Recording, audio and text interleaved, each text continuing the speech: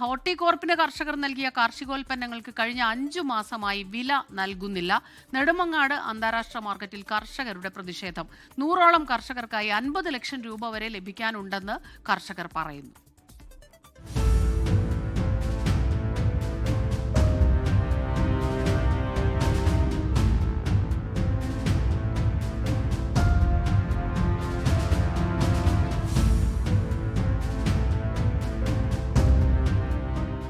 അധ്വാനിച്ചുണ്ടാക്കിയ വിളകൾക്ക് വില നൽകാതെ ഹോർട്ടികോർപ്പിന്റെ അനാസ്ഥ. നെടുമങ്ങാട് അന്താരാഷ്ട്ര മാർക്കറ്റിലെ കർഷകരാണ് ദുരിതം നേരിടുന്നത്.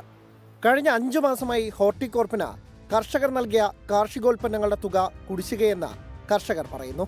പ്രതിഷേധവും പ്രക്ഷോഭവും സംഘടിപ്പിച്ചാലേ വിളകൾക്ക് വില ലഭിക്കൂ എന്നുള്ളത് കഷ്ടമെന്നും കർഷകർക്ക് കുടിശ്ശിക വയ്ക്കാതെ വില നൽകണമെന്ന ഭേദഗതി മാർക്കറ്റ് ബൈലോയിൽ വരുത്തണമെന്ന് ഹൈക്കോടതി പറഞ്ഞിട്ടും അധികൃതർ കണ്ണടയ്ക്കുന്നുവെന്നും പരാതി. ഇപ്പോൾ ഏകദേശം 5 മാസക്കാലമായി നമുക്ക് ഹോർട്ടികോർപ്പിന് കൊടുത്ത കാർഷികോൽപ്പന്നങ്ങളുടെ തുക ലഭ്യമായിട്ട്.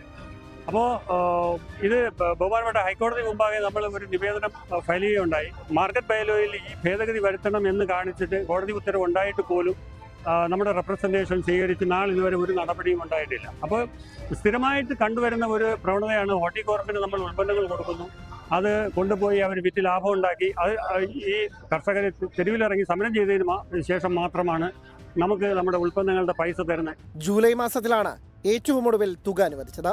സെക്രട്ടേറിയറ്റിന് മുന്നിൽ കർഷകർ സമരം ചെയ്തതിനെ തുടർന്നാണ് അതുതന്നെ കിട്ടിയത്. 100ഓളം കർഷകർക്കായി 50 ലക്ഷത്തോളം രൂപ ലഭിക്കാനുണ്ട്.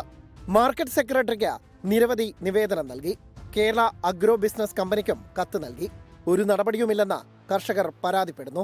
250ലധികം കർഷകർ അന്താരാഷ്ട്ര മാർക്കറ്റിലുണ്ടായിരുന്നു. അധികൃതരുടെ അനാസ്ഥ കാരണം പകുതിയിലേറെ പേരും കൃഷി നിർത്തിപ്പോയി. അവശേഷിക്കുന്നവർ കടം വാങ്ങി കൃഷി നടത്തേണ്ട ഗതികേടിലാണ്. കർഷകരുമായി നടത്തിയ ചർച്ചയിൽ 2 ആഴ്ചയ്ക്കകം ഇതുവരെയുള്ള കുടിശ്ശിക തീർക്കാമെന്ന മാർക്കറ്റ് സെക്രട്ടറി ജോസഫ് TM നൽകിയ ഉറപ്പിൽ സമരം അവസാനിപ്പിച്ചു. 24 തിരുവനന്തപുരം.